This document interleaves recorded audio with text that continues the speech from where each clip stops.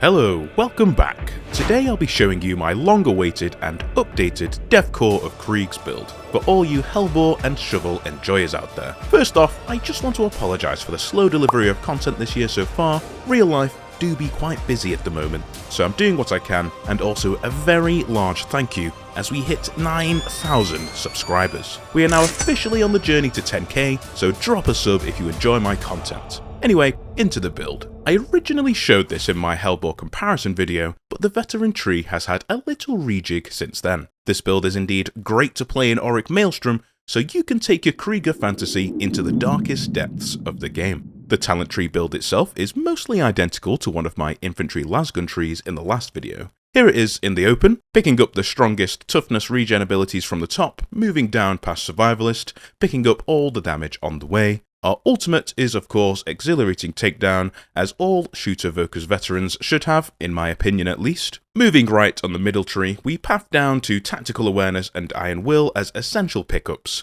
but here instead of having flexible points like my previous video, for my Krieg I spec into the extra toughness into bring it down, as this is essential for keeping our crusher and monstrosity DPS as high as possible. Back on the left we path down to marksman's focus, which with bring it down will enable us to one-shot crushers with the Mark III once we have at least 8 stacks, for example, picking up a plethora of damage as well as the all-important Shock Trooper talent to keep our ammo efficiency extremely healthy. You must choose camouflage to augment the keystone to keep our stacks up no matter what's happening in the fight. If you need help deciding which is the best Helbore lasgun and how to build them, check out the video link in the top right hand of the video or in the description below to help you choose and show you how best to build them. At the moment, my list in order of personal favourites for them would go the Mark 1, 2 and then 3 in last. The 3 is last mainly due to its weird special attack that is slower and harder to hit in comparison to the other 2. It also has a rather weird bug where sometimes it doesn't register you clicked again for another charge shot, leaving you with your pants down sometimes, and it's just generally a sluggish weapon in my opinion. Slow firing, slow reloading, slow melee, it's just slow.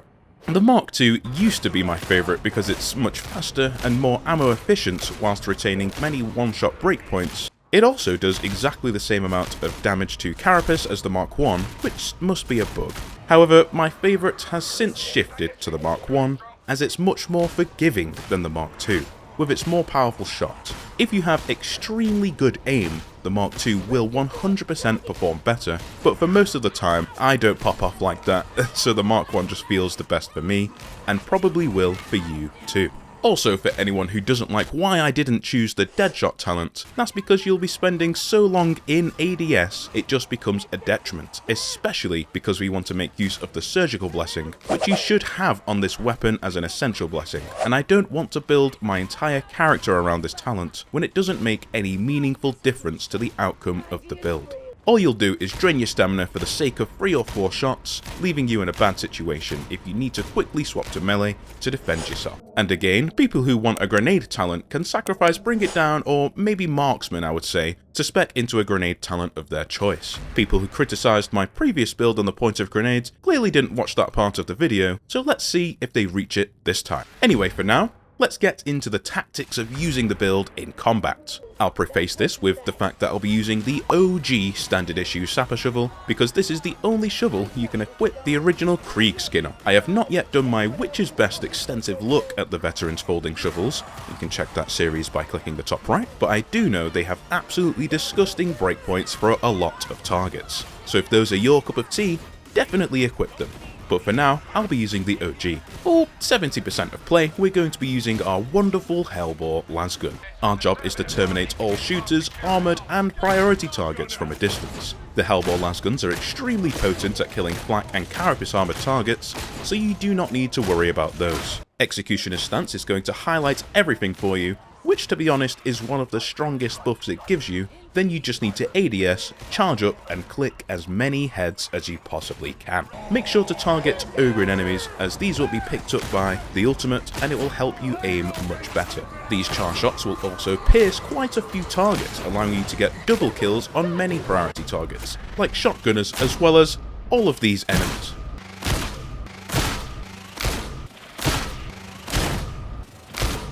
You'll even be dealing a very high amount of damage to monstrosities as well, especially if you're hitting those weak spots. As I mentioned in my previous video, most of us aren't amazing at hitting weak spots, so don't beat yourself up about it if you don't hit them most of the time. It's just about consciously putting in the effort to get better at doing it. Rather than playing on autopilot, consciously try to hit weak spots while you're playing. It may get tiring or fatiguing, but you'll get better over time at doing it, meaning when you go back on autopilot playing the game, you're just going to be better at hitting weak spots. The Shock Trooper talent is going to become huge here for our ranged combat when combined with the Surgical Blessing. In fast-paced combat, you're going to get at least 1 in every 3 shots for free, but when shooting a little slower, you'll have almost 0 ammunition lost. Obviously, this effect is going to be most prominent on the slower firing Mark III, which is why in my Helbore guide I recommend we pick up 5% crit chance on the fastest firing Mark II to help keep our ammo efficiency up and also critical hits as well. Now, before we swap to our melee weapon for close range combat, it's important to remember for small engagements we have a rather potent bayonet on the end of our rifles. This weapon does a really good amount of damage to all targets, except carapace armoured ones, so make sure you use it to get the odd unit off your back. It will 1 to 2 shot most targets, including one-shotting Poxhounds, and will even consistently stagger Rages, so it's not to be scoffed at. Getting a kill with this attack will also refresh your Executioner's stance duration, as it is registered as a kill with the ranged weapon, and we will also run faster around the battlefield by holding down or arming the special attack without releasing it, which is a good little bit of tech to get you around the area of play more efficiently. At the end of your intended run, just make sure you slide when releasing the melee attack, as you will lose movement momentum otherwise. Oh, and you can increase its damage by winding up the attack for a moment longer. This has an animation cue to let you know once it's happened or activated, but I just find it's faster and easier just to spam it as fast as possible. Right, now it's time for our Kriegmen to show off their close combat power. When that horde chimes, it's time. Before arming your shovel, take a second to scan and see if there are any priority targets that need to be terminated with your rifle, as they usually engage you with a horde and can be a big problem for the team if ignored. But as soon as the ranged work is done, equip your shovel and get into the front line. Equipped with a blessing combination of Decimator and Uncanny Strikes or Skull Crusher, the shovel becomes an absolute force to be reckoned with when terminating the rotten filth the hordes push towards you. There's a variety of useful attacks you can do with the shovel, but honestly, I found for hordes, you just want to stick with spamming light attacks, making sure you keep your aim up high so you're hitting as many headshots as possible, and weave in dodge attacks intermittently.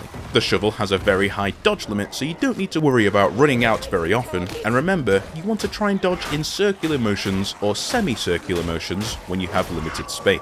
This is a point I go through in my Damnation Mechanics video, which I'll leave in the description. There's always something new to learn, so you may find it there. When a Rager or heavy target comes to ruin your fun, smash them with a special attack, as it will stagger even rushes, which is huge for giving you breathing room, and if you desperately need to make space when you're surrounded by weak units, throw in a heavy attack to sweep the enemies down and take in that satisfying bonk sound.